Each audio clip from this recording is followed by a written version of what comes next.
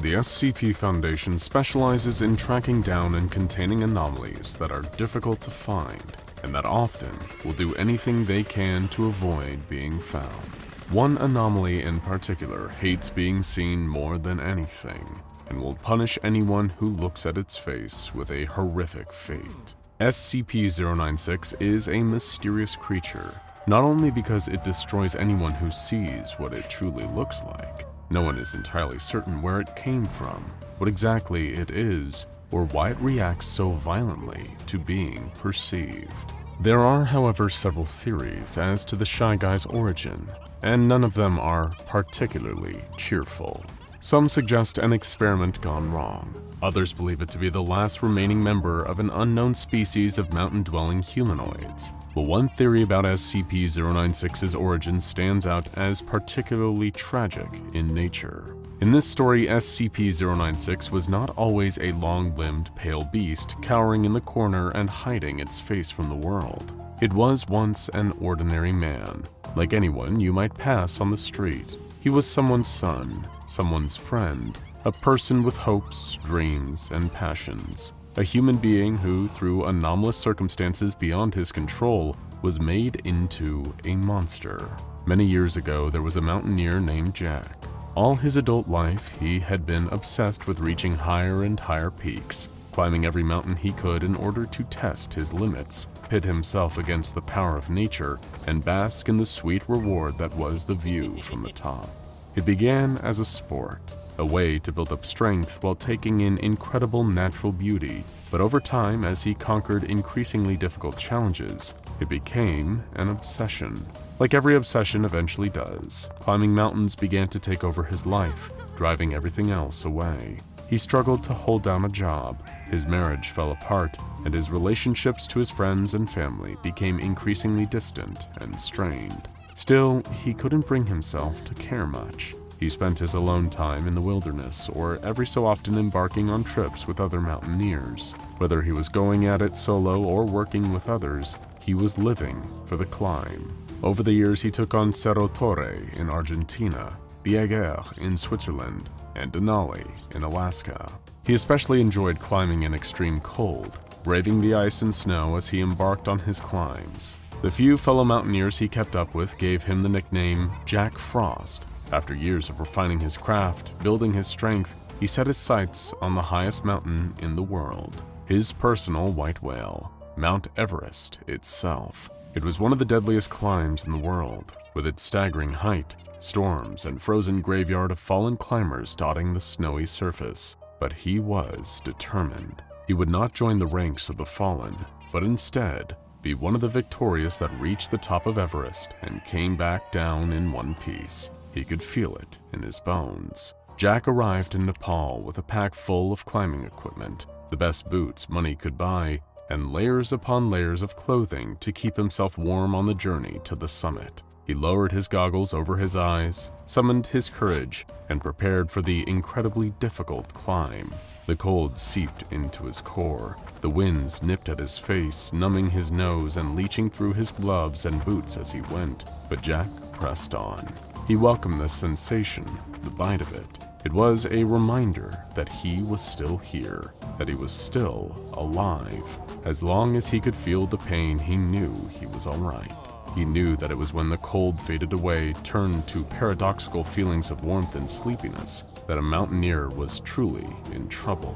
As he navigated the harsh mountain landscape, Jack occasionally let his eyes drift off course, taking in the sights around him. He could see shocks of blue, green, and red, the distant bright colors of boots, jackets, and hats belonging to the fallen climbers that came before him, those who collapsed from exhaustion, who gave in to altitude sickness or succumbed to the cold. Memento mori, he said softly to himself. These frozen bodies represented that ever-present reminder of mortality, of death lurking just out of sight. It would not come for him, though. Not today. Not on this journey. He wouldn't let it. The hours blurred together within the crunch of the ice beneath his boots, the dig of climbing hooks into the earth, the tug of his trusty ropes as he ascended ever higher. Jack came to a stop. There was no next step to take, nowhere higher that he could go. He had reached the summit. The white whale was captured. and Everest was his. For the very first time, he was truly on top of the world. Now that he had made it to the highest point, there was the all-important task of climbing back down. At this altitude, he was still in the death zone, the place where human acclimatization was impossible. This was the tricky part, the point at which even the most experienced of climbers might get lost in the euphoria of the achievement and might let their attention slip. Any mistake during his descent, any misstep, could be the thing that cost him his life. There was no room for error and no time to waste. Just as Jack prepared to make his descent, he saw a figure pulling itself over the ridge. From a distance, it looked like a fellow climber. He noticed the curious lack of equipment and the way the person seemed to be making their way up the mountain with nothing but their hands. But perhaps they lost their pack or left it behind for some reason. The figure was dressed in all white, from their hood to their boots, with a large pair of black mountain goggles covering what little of their face wasn't concealed by the hood. Uncertain if the figure was in need of assistance, and surprised to see another soul on the mountain with him, Jack waved at the figure. "Everything okay?" he called. There was no response, but the figure turned to look at him. At least, he thought it was looking at him. He couldn't see its eyes through the goggles, but he felt the distinct sensation of it locking its gaze with his just the same. As soon as the figure turned to look at him, Jack began to feel strange. The pain, the sharp sensation of the cold that he relied on to ground himself and remember he was really here, began to blur around the edges. The feeling softened, melting away along with the ache in his muscles, the bleariness in his eyes, the dry mouth that had nagged at him for hours. He felt unbalanced, unmoored, a ship with no anchor. He couldn't explain why, but the sudden relief from the cold made his chest tighten with primal terror. He did not feel like one man encountering another on the mountain. He felt the way he had years ago, when he came face to face with a mountain lion, staring down a predator, and remembering all of a sudden that humans do not naturally sit at the top of the food chain. This figure, this thing, it was no man. It was no person. Jack prepared to continue his descent, to get away from the strange intruder as quickly as possible, but his feet would not obey him. His eyes could not break contact with the figure in white that was slowly beginning to advance toward him, one slow step at a time. It was in no hurry. It knew he was not going anywhere anytime soon. He trembled as the figure drew closer, its inscrutable face hidden beneath its hood and behind its goggles. He wished he could just see its face, but dreaded learning what secrets it was hiding. If only he could just unstick his feet from the earth, break free of this spell that had fallen over him, he could escape. But no matter how much his muscles strained, how he gritted his teeth with effort, he couldn't get away.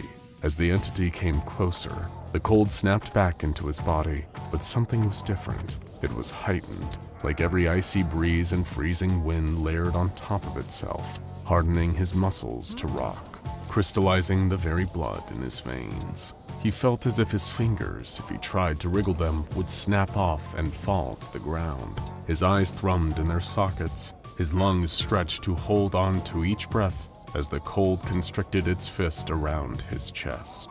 He opened his mouth to speak, but his voice died in his throat, coming out in a weak whisper of air. Now the thing was close enough to touch him, and whatever force had been holding him still and upright released him.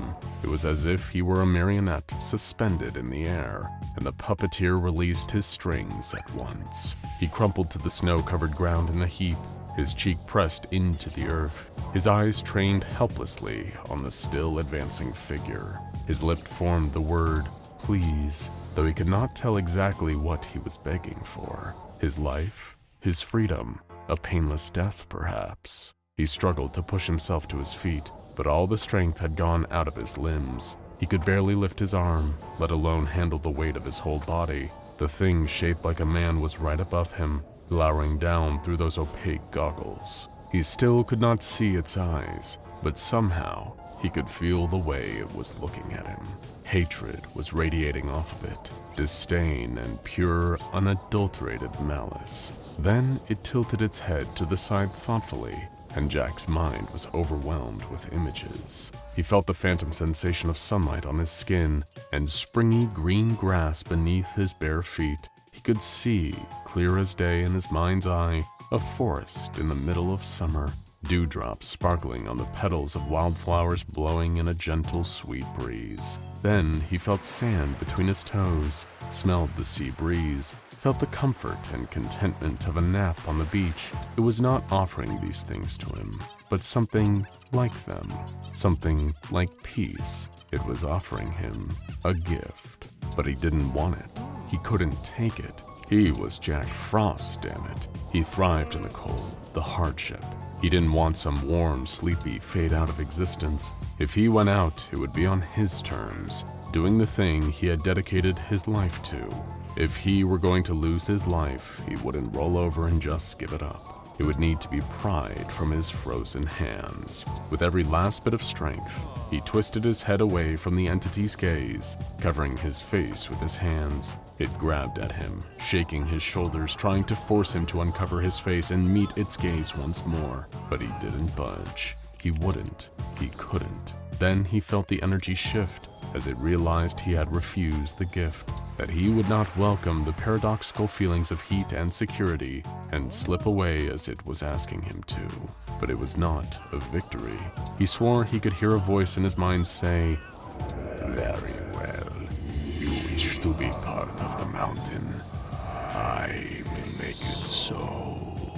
The world went white as Jack's eyes rolled back in his head, his spine curving back until it snapped. His jaw cracked and distended, his arms and legs stretched out long and twisted, his body contorted at unnatural angles as the entity began to rearrange his very being. As the agony ripped through him, snapping his bones and tearing his muscles, Jack kept his face cradled in his hands. He remained in that position even as he cried, his voice hoarse, as the pure fear and pain overwhelmed his senses, until he forgot his own name, forgot he was ever a man at all. When Jack was no more, when something else sat there in his place, pale and shivering, body racked with sobs, the king of the mountain turned and left him there, alone with his misery. Still, he would not uncover his face. He would not let himself be vulnerable, and would not look up. Days later, a group of mountaineers reached the summit of Everest and spotted a hairless figure crouched in the snow, weeping softly. "Are you all right?" one of them asked. The figure lifted its head slowly and locked eyes with the strangers. Its eyes widened in horror, its mouth stretched impossibly wide in a wordless scream of rage and hurt, and with nothing human left in its mind or heart, SCP-096 took its very first victim. Now go check out SCP-096 Shy Guy Escape, Incident 096-1-A Containment Breach, and How Are Bodies Actually Frozen on Mount Everest, SCP-1529 King of the Mountain, for more on the players in today's harrowing video.